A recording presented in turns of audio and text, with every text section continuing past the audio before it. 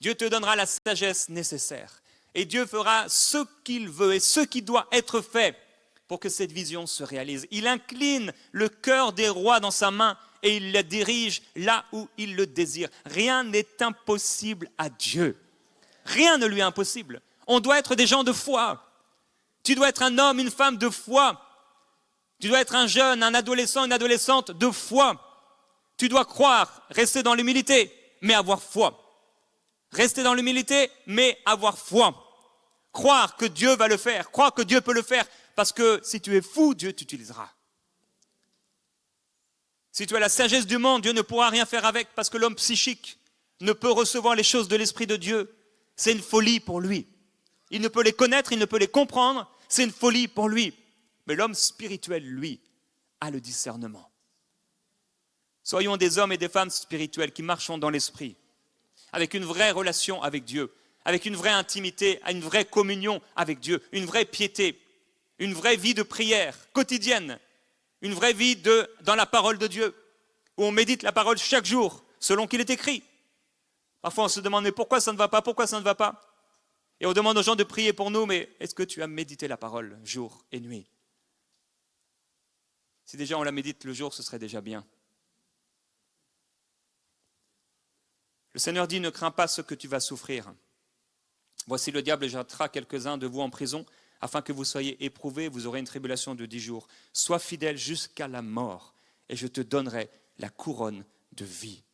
Sois fidèle jusqu'à la mort. Et ne crains pas les souffrances. Parce que dans toutes ces choses, nous sommes plus que vainqueurs. Par Christ qui nous a aimés. Cette vie sur la terre, ce n'est pas une question d'avoir une maison, deux voitures, un mariage, des enfants. Tout ça, c'est bien. Mais c'est d'accomplir la volonté de Dieu. Ça doit être ce qui te motive. Ça doit être ce qui te pousse. Seigneur, je t'aime tellement. Je t'ai donné ma vie. Fais ce que tu veux avec. Fais ce que tu veux avec. Fais de moi un instrument de choix. Et glorifie ton nom. Dieu viendra te prendre là où tu es et il te parlera.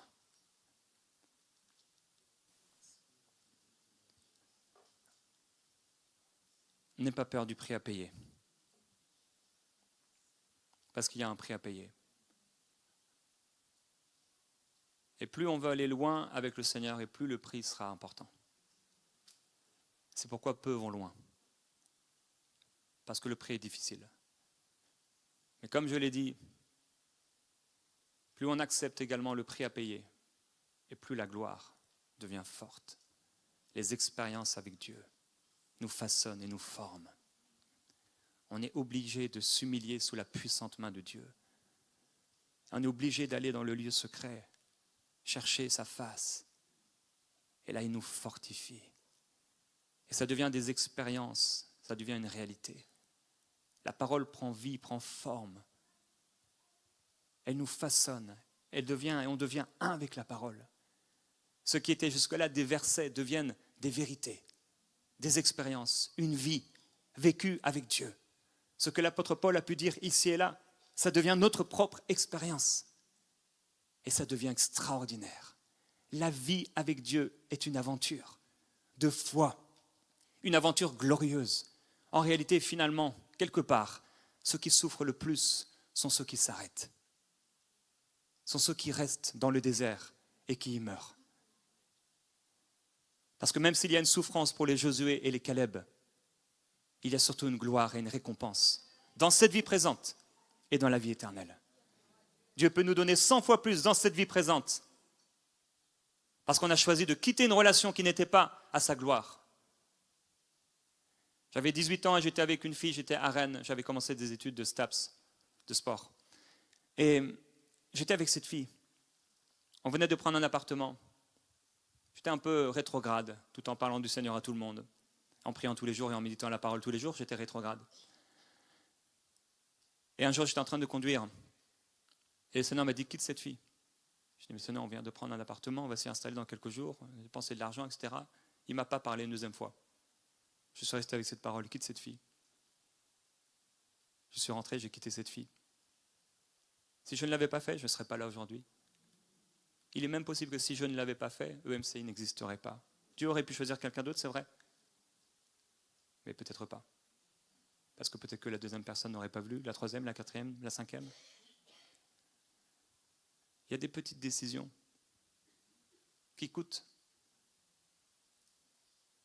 mais qui ont un impact incroyable sur le reste de notre vie. Et je prie que tu ne prennes pas la mauvaise décision et que tu n'aies pas peur du prix à payer pour Dieu. Je prie que ton cœur, tu désires de tout ton cœur être agréable à Dieu. Tu dois désirer du plus profond de ton être lui être agréable. Tu dois l'aimer. L'aimer, Seigneur, c'est toi qui compte. Et tu dois continuer à aimer les gens et à aimer ceux qui te maltraitent ou qui te méprisent ou qui ne te comprennent pas. Quand on a quitté notre région de Vannes pour aller à Paris, tous les chrétiens à qui on en a parlé, peut-être sauf un, et encore, ne comprenaient pas. Les deux seules personnes finalement qui nous ont encouragés, c'était des non-chrétiens. Quand on est parti de la région parisienne au Québec, c'était un peu la même chose. Dans mon église, les gens ne comprenaient pas. Et c'était le plan de Dieu. Les gens ne te comprendront pas, c'est pas grave. Aime-les, bénis-les, ils verront. Et le but, ce n'est pas qu'ils voient, mais ils verront quand même. Et Dieu te justifiera. Parce que tu as eu l'audace de croire, d'avancer, de persévérer. Parce que tu n'as pas regardé à toi-même, mais tu as regardé au Seigneur. Combien de temps difficile on a eu, mais on est allé dans la prière et on a continué de s'aimer et on a continué de semer et on a continué de faire ce que nous savions devoir faire et à marcher par la foi. Marche par la foi, continue d'avancer, tes enfants seront sauvés, tu les verras venir au Seigneur. Parce que le salut dans le Nouveau Testament, c'est le salut de toute la famille. Crois et tu seras sauvé, toi et toute ta famille. Quand le salut est entré dans ta famille, à travers ta vie, c'était le salut pour toute ta famille. Personne ne doit rester en arrière. Quand Noé est entré dans l'arche, il a pris sa famille. Et ils ont tous été sauvés. Pourtant, il était le seul juste. Ses enfants ne l'étaient peut-être pas, mais lui, il l'était. Mais sa foi a amené toute sa famille à être sauvée. Qu'il en soit ainsi dans ta vie au nom de Jésus-Christ. Dans Hébreux, nous lisons « Vous avez accepté avec joie qu'on vous arrache vos biens, sachant que vous aviez des possessions meilleures et permanentes. N'abandonnez donc pas votre assurance qui comporte une grande récompense. Vous avez en effet besoin de persévérance, afin qu'après avoir accompli la volonté de Dieu, vous obteniez ce qui vous est promis. Car encore un peu de temps, bien peu, et celui qui doit venir viendra, il ne tardera pas, et mon juste vivra par la foi. Mais s'il se retire, mon âme ne prend pas plaisir en lui. Nous sommes appelés à vivre et à marcher par la foi. N'abandonne pas ton assurance. Persévère, accomplis la volonté de Dieu, et tu verras la gloire du Seigneur se manifester dans ta vie. Tu feras ces œuvres dont le Seigneur a parlé. Tu prieras, tu demanderas en son nom et il te l'accordera. Et le Père sera glorifié à travers ta vie.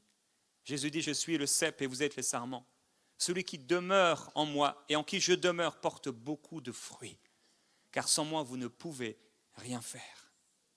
Si vous demeurez en moi, si vous êtes fidèles, si vous persévérez, et que mes paroles demeurent en vous, si vous méditez ma parole, demandez ce que vous voudrez avec foi, et cela vous sera accordé. Et si vous portez beaucoup de fruits, c'est alors que mon Père sera glorifié et que vous serez mes disciples. Nous sommes disciples à partir du moment où nous portons du fruit et que nous commençons à faire ce que le Maître faisait. Nous devenons des disciples quand le Père commence à être glorifié. Ta vie doit glorifier le Maître. tu dois glorifier par ta vie le Seigneur.